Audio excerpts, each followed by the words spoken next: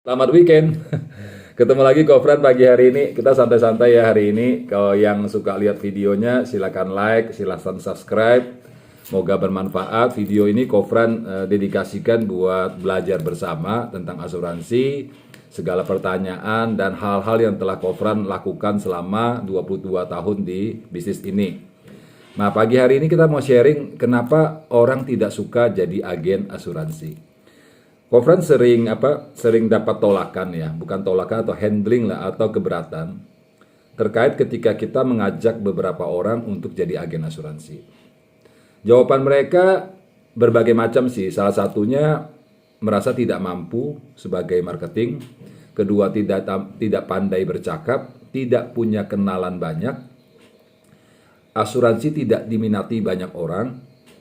Kemudian juga bukan sebuah pekerjaan yang merupakan cita-cita atau passion dia, sudah punya pekerjaan lain, dilarang oleh keluarga, dan banyak sekali alasan atau yang menjadi sanggahan daripada teman-teman yang kita ajak untuk jadi agen asuransi. Nah, bagaimana Kofran? Bagaimana supaya kita bisa mengajak banyak orang menjadi agen kita? Nah, menurut Kofran sih sebaiknya langkah pertama adalah menyamakan persepsi dulu tentang asuransi dulu. Jadi biasanya Kofran menyamakan persepsi tentang asuransi misalnya seperti ini. Misalnya calon agennya adalah Budi misalnya ya. Bilang Budi, sorry Kofran mau sedikit tanya.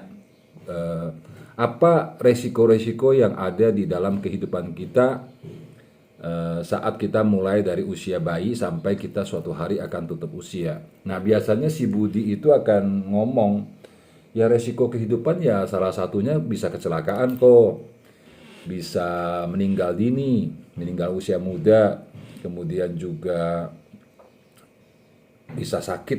Jadi asuransi fungsinya mengcover itu. Nah, pandangan mereka kurang lebih seperti itu. Nah, setelah mereka memberikan jawaban, biasanya Kofran bisa bicara seperti ini. Budi, kalau boleh Kofran sharing sedikit tentang resiko ya. Jadi ternyata benar Budi yang kamu sampaikan, resiko kehidupan itu banyak. Contoh ya, salah satu meninggal di usia muda pada saat anak-anak masih kecil atau banyak orang yang bergantung ke kita. Yang kedua, resiko sakit atas biaya-biaya yang mungkin terjadi untuk penyembuhannya. Ketiga, cacat total, artinya kita mengalami suatu kondisi di mana tidak berfungsinya sebagian organ kita karena sakit atau kecelakaan. Ada lagi resiko lain, ya usia tua. Bagaimana usia tua ternyata merupakan resiko kehidupan karena ternyata banyak orang yang berusia tua menjalani hidupnya tidak sesuai yang diinginkan. Nah, ketika resiko itu ada dalam kehidupan menurut Budi, apakah perlu mencari partner ketiga, yaitu perusahaan asuransi, untuk bantu menghandle sebagian resiko itu? Ataukah menurut Budi sebaiknya kita tanggung sendiri aja?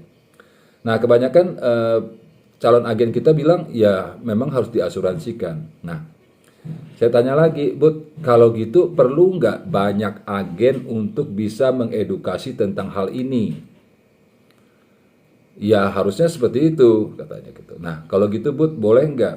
Saya ingin sebenarnya mengajak kamu jadi partner di bisnis ini, di mana tugas kita bukan untuk menjual sebenarnya, tapi mengedukasi tentang apa sih fungsi asuransi untuk menghandle resiko-resiko kehidupan atas kehidupan sahabat, adik kita, kakak kita, saudara kita semuanya. Bagaimana caranya mencari asuransi yang tepat guna sehingga tidak ada lagi kesan bahwa asuransi itu merugikan. Nah, biasanya dia mulai terbuka. Tapi Kofran kan, saya kan bukan seorang marketing Kofran. Saya akan coba bikin analogi lagi. Apakah semua orang tiba-tiba bisa berenang? Enggak juga kan. Semua orang untuk bisa berenang tentunya memulai dari seseorang yang tidak bisa berenang, tapi akhirnya bisa menjadi perenang gitu. Jadi di asuransi juga gitu, agen asuransi ya memang semuanya juga diawali dari kondisi yang tidak bisa. Demikian juga Kofran sebelumnya waktu tahun 2000 waktu mulai menjadi agen asuransi. Nah, ketika itu sudah disamakan persepsinya, Budi tanya dia aja, Budi, Dari pekerjaan yang telah kamu jalani selama ini, apakah kamu enjoy dalam menjalaninya, ataukah ada sesuatu hal yang bisa saya bantu terkait dengan penghasilan, rasa nyaman, dan kebebasan waktu? Nah, biasanya Budi bilang, ya kok penghasilan saya lumayan sih Fran, cuma memang waktunya yang agak kurang. Nah, ketika kita tahu sudah hal apa yang menjadikan dia tidak enjoy dalam pekerjaannya, atau ada hal apa yang dia inginkan dari sebuah pekerjaannya, maka baru kita masuk dari kondisi itu. Misalnya dia bilang, oh ya pendapatan saya cukup banyak Fran, cuma ya waktunya kan setiap hari harus kerja sampai sore, kemudian masih lembur, sehingga waktu buat keluarga saya nggak ada. Nah, ketika dia ngomong itu, dia bicara tentang masalahnya dia, kita berikan jalan keluar. Bilang seperti ini, Budi, kalau ada sebuah pekerjaan yang kamu bisa menentukan waktunya sendiri, apakah kamu mau mendengarkannya? Kenapa harus atau kenapa saya memilih dunia asuransi? Nah, dari hal itu baru kita jelaskan bagaimana caranya kita kerja dengan mengatur waktu sendiri. Atau kalau mungkin dia bilang, ya kerjaan bagus sih Fran, cuma pendapatan makin lama kok seakan-akan biaya makin besar daripada pendapatan. Nah, kalau dia ngomongnya gitu, Kofran akan sharing, Budi, jadi ketika biaya makin besar, apakah kamu melakukan penghematan atas pengeluaran? Iya. Apakah itu merupakan jalan keluar? Ataukah mungkin jalan keluarnya adalah menambah penghasilan? Nah, gitu. Jadi dia akan bilang, ya benar juga ya Kofran, menambah penghasilan. Nah, makanya Budi, kamu kerja tetap kerja, boleh nggak kamu share misalnya 1 jam, 2 jam per minggu, atau 2 hari sekali 2 jam kita sharing-sharing tentang bisnis asuransi, dan kamu mengenal dulu tentang dunia asuransi, baru kita tentukan nanti apakah kamu bergabung atau enggak. Apakah ini boleh menjadi jalan keluar terhadap masalah kamu di dalam income kamu. Nah, ini boleh kita mulai dari seperti itu. Ada lagi yang merasa misalnya contoh, Kofran, dunia asuransi bukan passion saya lebih suka di belakang meja, misalnya gitu. Maka kita boleh jawab gini, iya memang dunia asuransi bukan merupakan passion banyak orang. Saya juga sebelumnya tidak punya passion di asuransi. Nah, kadang-kadang saya hanya menilai kalau sebuah pekerjaan yang bermanfaat bagi masyarakat umum dan saya jalani dengan sukacita saja tanpa ketekanan, itu juga oke sebenarnya. Jadi bukan masalah passion atau tidak passion, tapi kalau pekerjaan ini bermanfaat bagi orang lain dan juga bermanfaat bagi pribadi saya akan jalankan. Karena semua pekerjaan Budi akan dapat passionnya ketika kita mulai melakukan. Nah, saya akan ngomong kurang lebih seperti itu.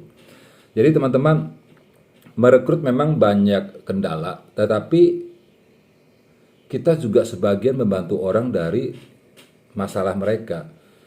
Mungkin saja kalau di dalam kepercayaan Kofran, banyak orang berdoa minta pekerjaan baru atas pekerjaan yang sebelumnya dia sudah jalani.